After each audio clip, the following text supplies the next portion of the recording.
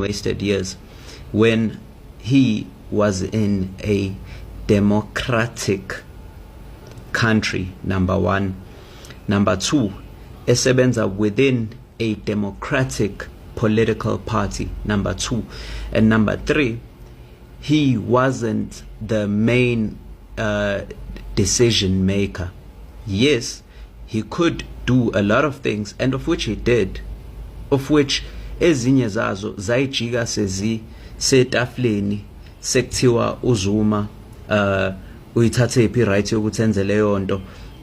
No, he should have consulted 1 and 2. I'll make an example of that. Ngekhathi reshufflishi i-cabinet yakhe, they said he must provide ukuthi uconsulte bani ngalento, and esho ukuthi ubani omu advisile ukuthi reshufflishi cabinet in the way that he did, while the same wasn't done for Ramaphosa when he was reshuffling his cabinet.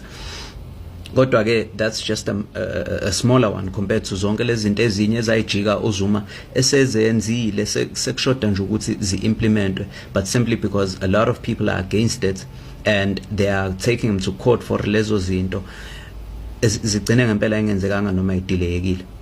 So uma wena uzokhuluma ngo9 wasted years uZuma ekuleyo nhlobo ye environment where he can't do anything without having to fight to actually do leyo nto leyo, because most of the things he ended up doing bezenza under the Jacob Zuma Foundation. A lot of kids that he taught, that he was sent to Amavasiti, he was doing it under the Jacob Zuma Foundation. He even got in trouble ne Jacob Zuma Foundation for funding ingane ngisho sebengenamali. But wena usathi uZuma wasted 9 years. Ngapha, it took China in a dictatorship style. Underline, be dictator ukuthi kwenzakalani. It took them a minimum of 10 years ukuthi bekwazi ukuthi belungise country yabo. A minimum of 10 years. And you expected Zuma with a democratic style and a lot of pushbacks and tension from ilokuzane abantu abakwi-organization yakhe kanye nabanye no NPA no banibani. Wena ucomplaina ngokuthi uZuma wenze all that is achieved kuleyo environment in 9 years. Think.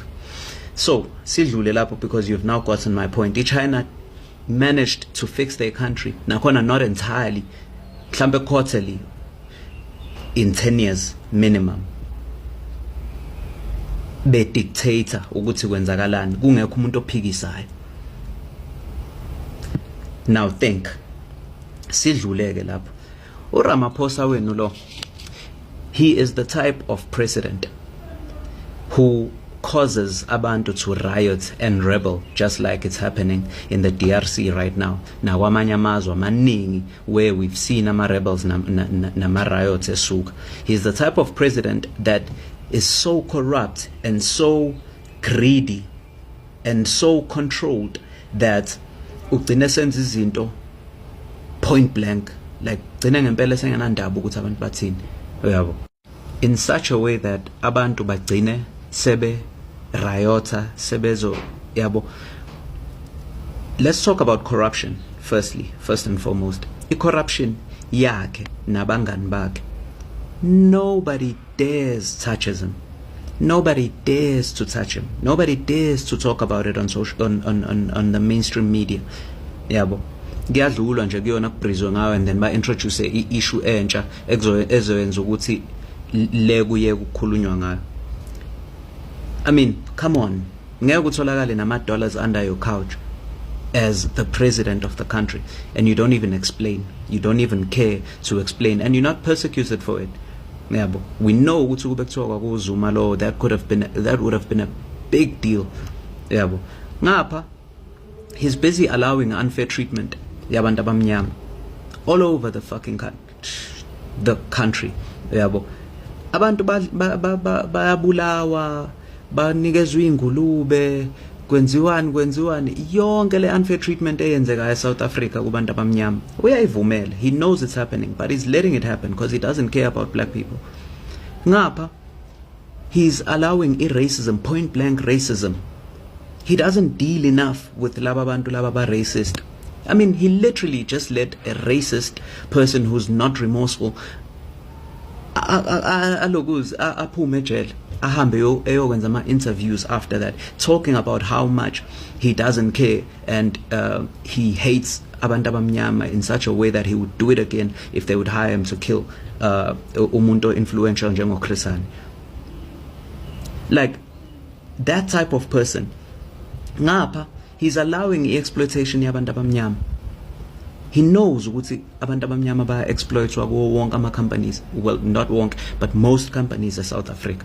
He knows ukuthi baya-exploitwa and inzima kangakanani indaba yokusebenza ungena-contract. Ngapha uyancikselwa, if you complain uyaxoshwa, usu-end up awunakudla. Uyabona nje lezo zinto lezo. He allows i-impoverishment yabantu abamnyama. He allows ukuthi la ama-company nabelungu in general besihluphekisa. Yeah. So, like, there's so many things. He is against ilokuzani entrepreneurship yabantu abamnyama. Makuthi umuntu omnyama unebusiness, lelo business selizopeqululwa phansi phezulu kubhekwe nje iphutha elincane so that they find that person and i-business lakhe le end up linga-operate. A lot of black businesses close within 3 years simply because the government isukila. Yabo. So, like, ngapha uyalutha nabangani bakhe, they're busy stealing monies, they're busy giving each other amatenda nan. I mean, how is Petrus Motsepe still getting flipping tenders? Like, how are these things happening? Yabo.